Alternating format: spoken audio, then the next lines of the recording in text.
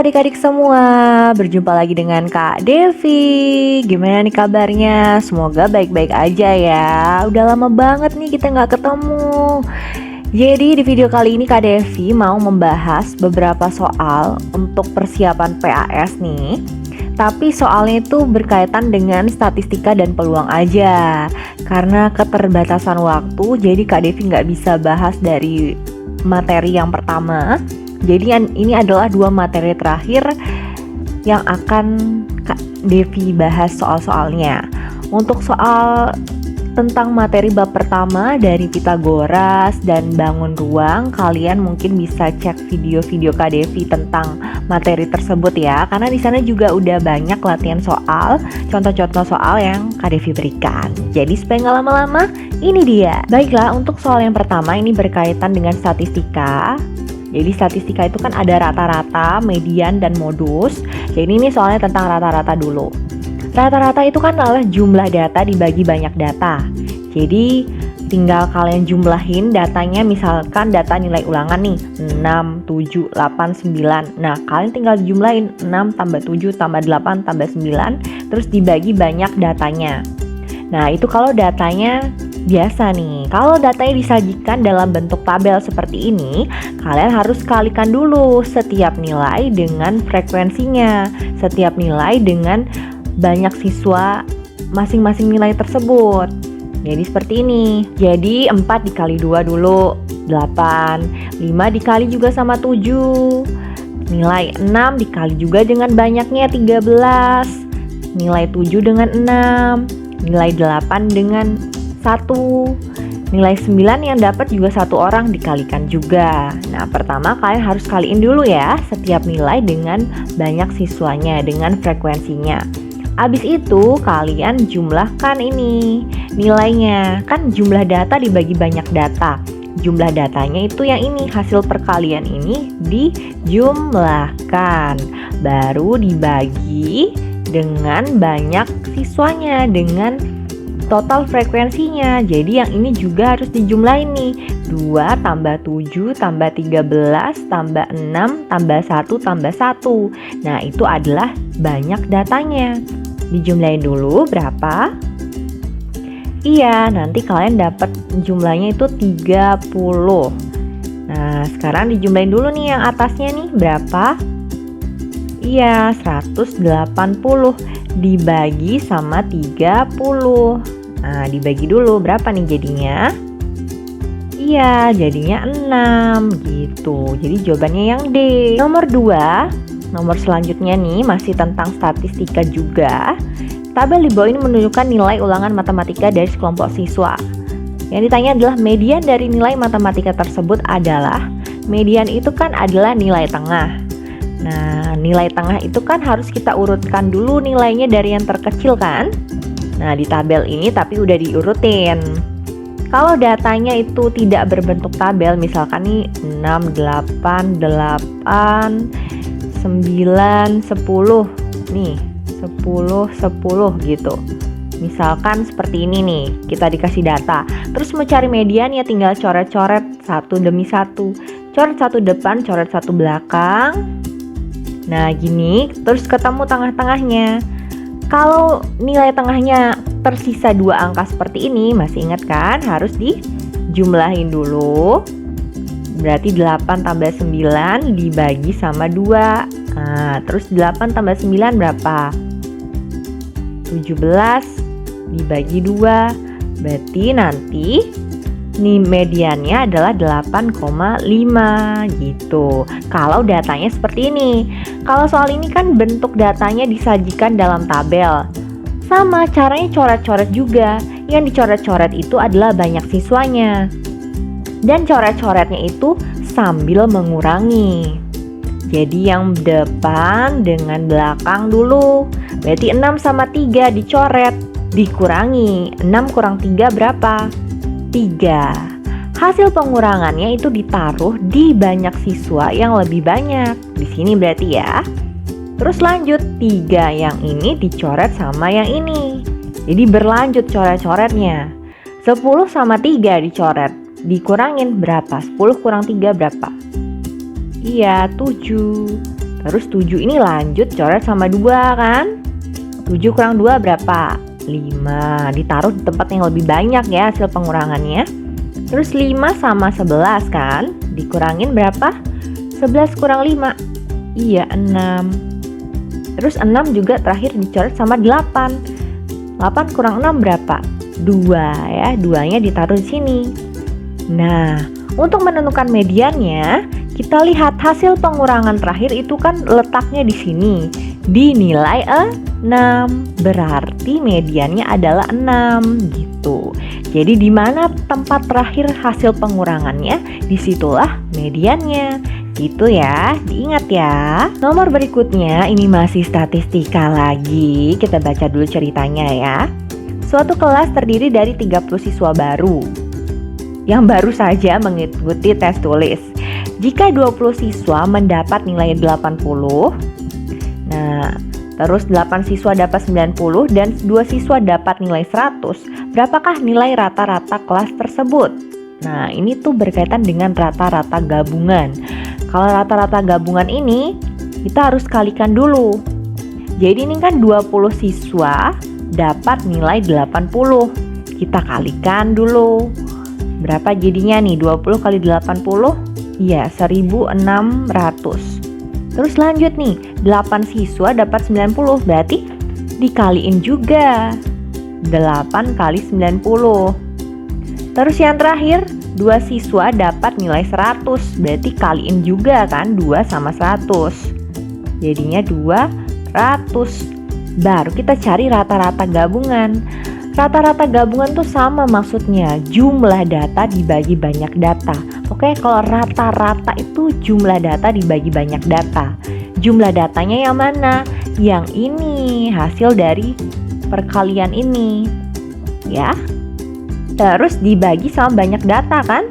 Banyak data di sini berarti total siswa dalam kelas tersebut ada berapa? Iya, ada 30 siswa kan? Berarti ini dibagi 30. Nah, jumlahin dulu yang atasnya berapa tuh? Ya, nanti 2520 dibagi sama 30. Nah, yuk dibagi dulu nih, berapa nih? Iya, bener banget, nanti dapat 84. Jadi jawabannya yang B ya. Nomor selanjutnya ini masih rata-rata lagi. Rata-rata 15 bilangan adalah 48,8. Rata-rata 5 bilangan pertama itu 52, rata-rata 6 bilangan terakhir itu 48. Yang ditanya adalah rata-rata 4 bilangan yang lainnya. Jadi ini konsepnya seperti rata-rata gabungan tadi. Ini rata-rata 15 bilangan seluruhnya udah dikasih tahu 48,8. Berarti kita cari jumlah dari bilangan 15 bilangan itu. Caranya dikalikan untuk tahu jumlah 15 bilangan itu. Jadi banyak bilangannya dikali rata-ratanya. Seperti ini, kaliin dulu. Berapa hasil perkaliannya? Iya, 732. Terus rata-rata 5 bilangan pertama itu 52. Berarti kayak tadi, ini ada kelompok pertama 5 bilangan itu rata-ratanya 52. Berarti kalikan juga dulu. Iya, 260 ya. Terus rata-rata 6 bilangan terakhir 48. Kaliin juga 6 sama 48. Jadinya iya 288. Untuk mencari rata-rata 4 bilangan terakhir, pertama yang ini jumlahin dulu nih. Yang rata-rata 5 bilangan pertama dan 6 bilangan terakhirnya. Jumlahin dulu. 548. Berarti untuk cari rata-rata 4 bilangan terakhir tinggal kita kurangi kan? Jumlah dari 15 bilangan dikurangi dengan jumlah yang ini kan? Jumlah 5 bilangan pertama dan 6 bilangan terakhir. Ya, gitu ya? Bisa ya? Jadi tinggal seperti itu aja. Jumlah 15 bilangan seluruhnya dikurangi jumlah bilangan yang diketahui di soal. Gitu. Jadinya berapa nih? Jadinya 184 rata-ratanya. 4 bilangan terakhir itu. Nah, di sini 184 itu masih jumlah bilangannya ya. Ini kelupaan, hampir saja Kak Devi lupa ya. Ini masih jumlahnya ya, yang 184. Ditanya rata-ratanya, berarti bagi dengan 4 ya. Ya, hampir saja terlupakan. Karena ini adalah rata-rata 4 bilangan terakhir, berarti harus dibagi lagi ya, dibagi sama banyak bilangannya 4. Habis dikurangin terus dibagi lagi. Nah, ayo kita bagi dulu. 184 dibagi 4 tuh berapa? Iya, jadinya 46. Nah, berarti ini ya jawaban akhirnya ya, 46. Baiklah, nomor berikutnya ini masih tentang statistika, tentang kuartil nih. Kuartil bawah dari data berikut adalah, jadi kalau mau cari kuartil itu kan ada yang bawah, tengah, dan atas. Kuartil bawah itu Q1, kuartil tengah itu Q2 atau median, kuartil atas itu Q3. Nah, untuk mencari kuartil, pertama kita harus urutkan dulu datanya dari yang terkecil. Sehingga data di soal ini jadi seperti ini. Jadi seperti ini datanya. Nah, setelah itu baru kita cari letak dari kuartilnya dulu. Ini kan kuartil bawah, berarti yang dicari adalah letak Q1-nya. Oh ya, pertama kita tentukan dulu N-nya, banyak datanya. Di sini banyak datanya ada 11. Habis itu baru kita cari letak Q1 karena dia kuartil bawah. Untuk mencari letak Q1, 1/4. Karena dia Q1 berarti 1/4 karena kuartil itu dibagi menjadi 4 bagian. Nah, caranya gini, 1/4 kali N plus 1. Berarti 1/4 dikali N-nya kan 11 nih. 11 tambah 1 kan? Berapa jadinya nih? 1/4 dikali sama 12. Nah, berapa? 1/4 kali 12 itu berapa? 3. Berarti letak Q1-nya itu adalah pada data ketiga. Nah, tinggal kita lihat di urutan atas. Data ketiga itu yang mana? Ini 1, 2, 3. Berarti kuartil bawahnya jadinya 5. Gitu ya. Bisa ya? Lanjut. Baiklah, nomor berikutnya ini ada diagram nilai ulangan matematika siswa kelas 8C disajikan dalam diagram batang. Kita disuruh menentukan kuartil atasnya. Kuartil atas itu berarti Q3. Kalau datanya itu disajikan dalam bentuk diagram batang atau diagram garis, kalian harus ubah dulu dia dalam bentuk tabel seperti ini. Nah, jadi ada nilainya nih dari 5, 6, 7, 8, 9, 10. Terus ada tabel banyak siswanya juga. Yang dapat nilai 5 ada di sini ada 5 kan. Jadi kalian tinggal sesuaikan nih.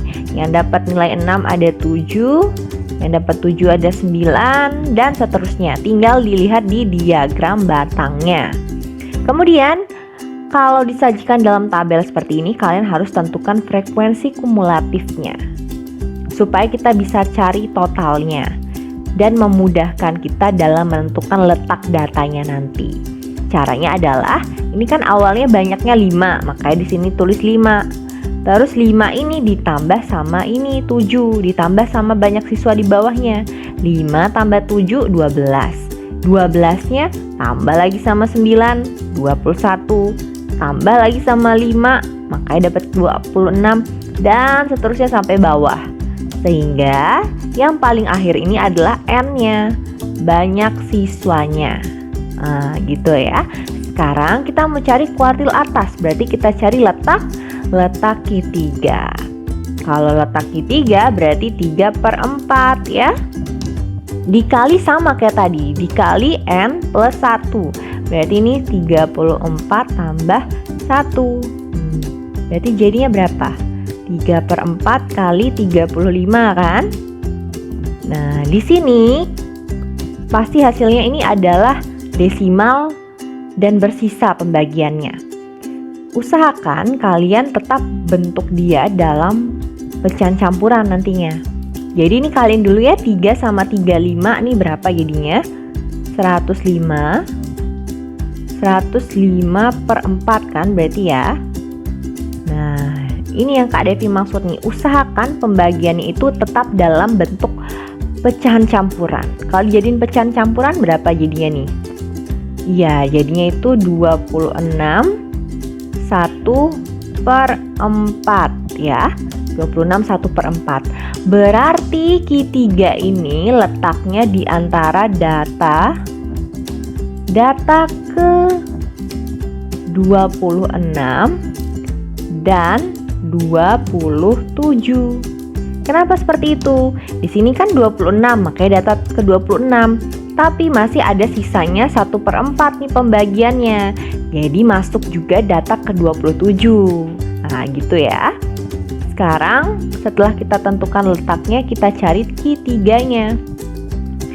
Tadi kan dia bilang data ke 26. Data ke 26 itu yang mana? Itulah fungsi dari frekuensi kumulatif. Kalau yang ini itu dimulai dari data ke 1 sampai ke 5. Ini 6 sampai 12. Ini berarti 13 sampai 21. Yang ini 22 sampai 26. Dan seterusnya gitu ya. Jadi di situ fungsi dari frekuensi kumulatif. Berarti data ke 26 itu berada di sini kan? Berapa data ke 26-nya nih? 8. Nah, tapi tidak seperti itu saja, karena ini ada masih sisanya nih. Ditambah sama sisanya kan 1/4 tadi pembagiannya ya. Nah, itu maksudnya Kak Devi. Jadi lebih mudah kalau dia dalam bentuk pecahan campuran. Boleh juga sih desimal, tapi pecahan campuran aja ya. Dikali sama data ke 27 dikurangi data ke 26. Jadi 1/4-nya ini dikali sama selisih data ke 27 sama 26-nya. Data ke 27 itu masuk di sini kan? Karena yang ini itu dari data ke 27 sampai 30. Benar ya? Berarti data ke 27-nya 9 dikurangi data ke 26-nya 8. Gitu. Jadi yang bagian sini itu adalah selisih dari dua data yang ada. Kalau di sini data ke-4 sama ke-5, berarti di sini selisih data ke-5 sama ke-4 gitu. Bisa ya? Nah, berarti ini 8 ditambah 1/4 dikali sama 9 kurang 8 berapa? 1. Terus 1/4 kali 1 kan 1/4. 1/4-nya dijadiin desimal. Iya, 0,25. Tinggal dijumlahin 8 tambah 0,25. Jadinya 8,25 gitu. Jadi kalau dia ada sisanya kayak gini, kalau nomor sebelumnya kan nggak ada sisanya, berarti udah aman gitu aja. Kalau ada sisanya seperti ini, harus seperti ini cara mengerjakannya ya. Nah, lanjut, nomor berikutnya, jangkauan interkuartil. Jadi jangkauan interkuartil ini adalah selisih kuartil atas dan kuartil bawah. Atau bisa kita sebut Q3 kurang Q1, itulah jangkauan antar kuartil. Jadi kita harus cari kuartil atas dan bawahnya. Sebelumnya kita urutin dulu kan, seperti ini. Terus kita dapat N-nya sama dengan 11 ya. Baru kita cari Q1 dan Q3-nya. Sama kayak tadi, berarti kalau letak Q1 1/4 dikali 11 tambah 1 kan? 11 tambah 1 berarti 1/4 dikali 12 kan? 1/4 kali 12 berarti sama dengan 3. Berarti Q1-nya itu berada pada data ketiga. Karena kebetulan nih nggak ada sisanya, jadi langsung aja. Data ketiga 1, 2, 3. Berarti ini ya Q1-nya 5. Sekarang kita cari Q3-nya. Kalau Q3 berarti 3/4 ya. Karena dia Q3 berarti 3/4 dikali N plus 1. N-nya 11 ditambah 1 berarti 3/4 dikali 12 ya. Nah, berapa nih? 3/4 kali 12. 12 bagi 4-nya kan 3. 3 kali 3 berarti 9. Berarti Q3-nya itu terletak pada data ke-9. Kita lihat nih. Ini kan 3, 4, 5, 6, 7, 8, 9. Berarti ini ya 7. Nah, berarti jangkauan antar kuartilnya kita sebut J aja ya. Jangkauan antar kuartilnya, jangkauan interkuartil JI ya. JI. Interkuartil kadang-kadang ada juga yang sebut antar kuartil. Itu sama aja maksudnya ya. Q3 kurang Q1. Nah, ini udah pernah Kak Devi bahas juga di video statistika part 2 kalau nggak salah. Tinggal dikurangin 7 kurang 5. Jadinya 2 gitu. Jadi kalau ada soal kayak gini dicari dulu Q3 dan Q1-nya. Gitu. Baiklah, soal tentang statistika sudah usai. Sekarang kita masuk ke soal peluang. Untuk soal peluang ini Kak Devi juga sudah buatkan videonya yang part 1 dan part 2, baru sampai part 2 aja. Nanti part 3-nya masuk ke sini langsung ya contohnya.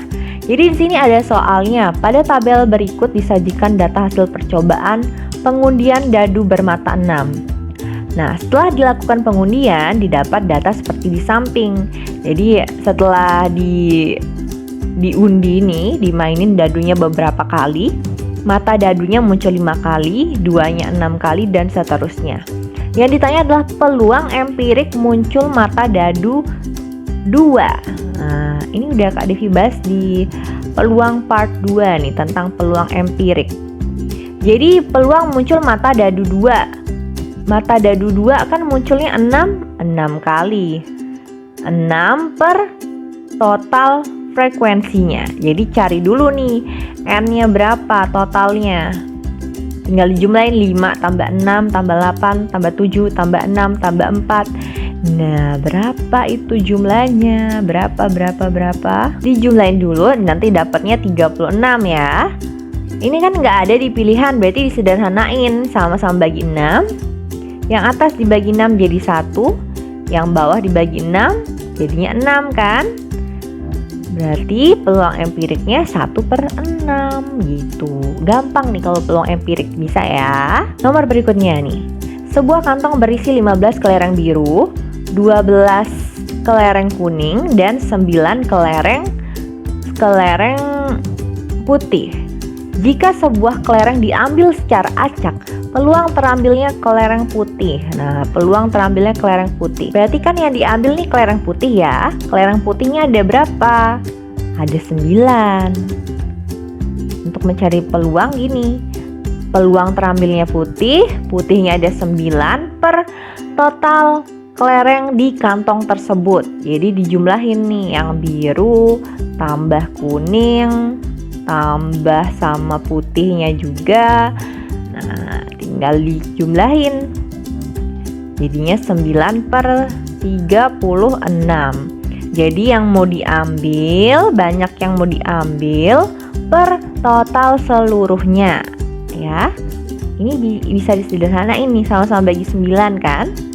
Jadinya 1/4 gitu aja. Bisa ya, gampang ya. Nomor berikutnya, banyak anggota ruang sampel pada pelemparan sekeping uang logam dan sebuah dadu.